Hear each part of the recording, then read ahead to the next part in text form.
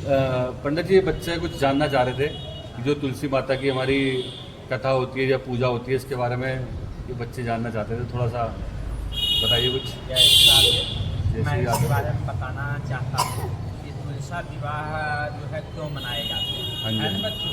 आप लोग यही जानना चाहते हैं। हाँ जी, हाँ जी। तो इस संसार में जो कथा आती है, कहते हैं एक समय की बात है, नारद जी अनेक लोगों ने घूमते हुए एक बार जो है जालंधर के लोग गए, जहाँ जालंधर रहता है लोग गए। तो वहाँ जो जालंधर के लोग में गए तो जालंधर ने जो है बहुत इनका स्वागत किया नारद जी। हाँ जी, हाँ जी। नारद जी को काफ़ी स्वागत किया।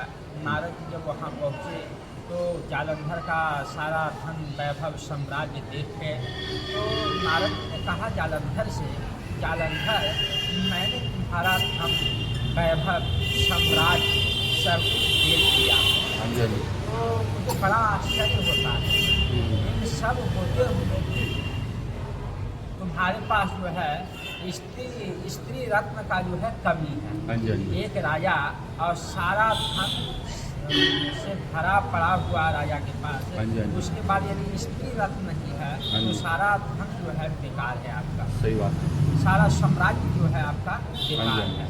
या किसने? नारद जी ने जालंधर से कहा। अच्छा, नारद जी ने बोला। नारद जी, तो जालंधर को बड़ा आश्चर्य हुआ कि ऐसा आप क्यों? तो नारद जी कहने लगे कि मैंने कैलाश पर गया था। कहाँ गया था मैं? कैलाश पर्वत पर गया था। तो कैलाश में जितना धन वैभव है और आपका जो धन वैभव है वो दोनों करीब करीब जो है बराबर है, लेकिन भगवान शिव जो भांग पीते हैं, हथुरा का मदपान करते हैं, वह तो जो है इधर उधर पड़े रहते हैं और उनकी स्त्री जो है बहुत ही सुंदर है। हाँ जी। वह जो है श्रीमान आप यहाँ यदि होती तो फिर 4 चांद लग जाते। हाँ जी, हाँ जी। नारद जी ने क्या कहा कि 4 चांद लग जाते, लेकिन जब स्त्री नहीं है तो आपका सारा धन वैभव साम्राज्य जो है शिव से कम है। अच्छा। क्योंकि शिव की स्त्री के सामने आप स्त्री में कुछ भी सुंदरता नहीं है। हाँ जी। जो शिव की स्त्री है उसके अलावे आपकी स्त्री में कोई सुंदरता नहीं है। इस तरह से जो है नारद जालंधर को क्या किए? उत्तेजित किए। अच्छा, नारद जी। नारद जी ने, हाँ जी। क्योंकि उनका नाश करवाना था, उनका मेन उद्देश्य था इसको हम कैसे नाश करवा हाँ दें। तो जी। इस तरह जो है जालंधर को उत्तेजित किए। तो जालंधर कहने लगा कि हमने विष्णु को जीत लिया, हमने ब्रह्मा को जीत लिया, हम जो है सारी सृष्टि को जीत लिए हैं, देवता गंधर्व ऋषि मुनि सबको जीत करके अपने यहाँ बंदी बना के रखे हैं। तो फिर जो है शिव कौन सा चीज़ है जो कि मेरे लिए असंभव हो सकता है? अच्छा। मैं उसकी स्त्री को भी जीत लूँगा। अच्छा। इस तरह से वह जो है कि अपने गण को आदेश देता है कि जाओ शिव के पास, उसके पास यदि पार्वती है तो वहाँ से तुम उसे उठा करके ले आओ। तो जब गण वहाँ से चलता है तो गण कौन चलता है? राहु चलता है। राहु। राहु, अच्छा। राहु जो है वह जाता है वहाँ पर और कहता है कि शिव तुम अपनी पार्वती जो है हमारे स्वामी को दे दो। अच्छा जी। किसको दे दो? हमारे स्वामी को। हमारे स्वामी को दे दो पार्वती। हाँ तो जी। भगवान शिव को बहुत ही क्रोध आता है, उनकी भौवें जो है तन जाती है, भ्रिकुटी जो है तन जाता है। जब भ्रिकुटी तन जाता है तो यहाँ से एक जो है ऐसा दैत्य, ऐसे जो है कि गण की उत्पत्ति होती है जो कि बहुत ही विकराल रूप धारण करता है और सिंह की तरह उसका मुख है जो राहु को निगलने के लिए दौड़ने लगता है। तो राहु जो है वहाँ से अपना जान बचाकर भागता है। अच्छा। फिर हाथ जोड़ के भगवान शिव से कहता है कि मैं एक ब्राह्मण हूँ और दूसरे में मैं भूत भी हूँ, तो अच्छा। भूत को नहीं मारा जाता है। अच्छा। मैं जो है अपने राजा जालंधर का संदेश लेकर के आपके पास आया था। अच्छा। और इस तरह से फिर जो है वह जान बचा करके वहाँ से भाग निकलता है। जालंधर के पास आता है, जालंधर की सारी बात सुनाई जाती है। फिर वहाँ जालंधर जो है कि युद्ध करने के लिए भगवान शिव को जो है ललकारता है। जब भगवान शिव को ललकारता है तो उसी समय और सभी देवता जो है भगवान विष्णु से ये बात कहते हैं कि भगवान शिव को जो है ललकारा जा रहा है, भगवान शिव जो है युद्ध करने के लिए तत्पर हो गए हैं। तो भगवान शिव से जाकर के विष्णु मिलते हैं कि हाँ इसे जो है आप मारिए, हमारा जो सहयोग होगा तो मैं अपना सहयोग दूंगा, मैं अपना तेज जो है दूंगा। इस तरह से भगवान शिव को कहते हैं। तो जब ये बात सुन लेते हैं, ये बात जो है कि लक्ष्मी को पता चलता है, तो लक्ष्मी कहती है कि हे प्रभु आप जालंधर को मारने के लिए क्यों ऐसा उपाय आप सोच रहे हैं? जालंधर तो मेरा भाई है, लक्ष्मी का जो भाई है जालंधर, तो जालंधर को आप ऐसे कैसे मार दीजिएगा? ये बात जो है लक्ष्मी स्वयं अपने पति भगवान विष्णु से कहती है। तो भगवान विष्णु कहते हैं कि ये इतना अधर्म मचा चुका है, इसे मारना जो है बहुत ही जरूरी है। तो इस तरह से जो है कैसे मारा जाए, क्योंकि जालंधर जो है, जालंधर की पत्नी जो है वृंदा है। जालंधर की पत्नी का नाम क्या है? वृंदा।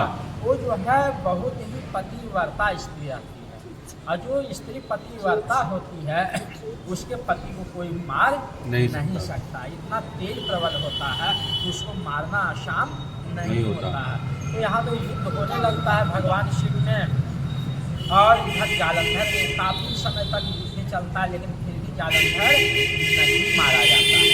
तो कहते हैं कि एक साधु का रूप धारण करके एक कुटिया माया से भगवान विष्णु रचते हैं और वहाँ जाके बैठ जाते हैं।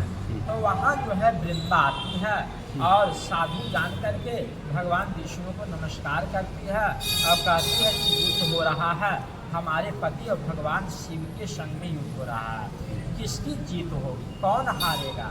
तो वह साधु जो है कुछ समय के लिए, जब यह वृंदा बोलती है तो अपने मन को क्या करते हैं, ध्यान मुक्त करते हैं। ध्यान उन्होंने लगाया, जब ध्यान उन्होंने लगाया तो ध्यान लगाने के बाद जब अपने ध्यान को खोला तो वहाँ पर दो बंदर उपस्थित होता है और वह बंदर जो है वहाँ से गायब हो जाता है। वह कहते हैं देखो कि तुम्हारा पति जो है जल्द से जल्द मारा जाएगा, और यह कह करके वह साधु जो भगवान विष्णु हैं वह भी वहाँ से अदृश्य हो जाते हैं। अदृश्य हो जाने के बाद रूप किसका धारण करते हैं? जालंधर का रूप धारण करके उसी वन में जो है वो वृंदा के साथ जो है रहने लगते हैं, और वृंदा ही अपने पति समझ करके उनके साथ रहने लगती है।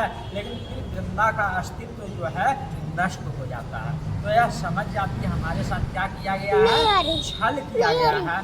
और जब ये छल समझ जाती है उसी समय उसके पति की मृत्यु हो जाती है और उसका सर जो है वृंदा के श्री चरणों में आकर के गिर पड़ता है, और वृंदा जो है श्राप देती है भगवान विष्णु के कि तुमने हमारे साथ बहुत बड़ा धोखा किए हो, अब जो है बिना हमारे आपका भोग अर्पण नहीं होगा। यदि हमारे भोग जो आपका अर्पण होगा उसमें तुलसी पत्र जो है तुलसी के रूप में मैं जन्म लूँगी, और वह तुलसी पत्र के बिना आपको भोग और पूजा जो है अधूरी मानी जाएगी। तो कहते हैं वृंदा वहीं पर भस्म हो जाती है। क्या होती है? भस्म हो जाती है। भस्म हो जाती है, और जो भस्म होता है वह तुलसी के पौधा के रूप में अवतरित होता है। किस पौधा के रूप में? तुलसी के पौधा के रूप में जो है अवतरित होता है, और भगवान विष्णु वहाँ लौटने लगते हैं, और सभी जगह जो है हाहाकार मच जाता है।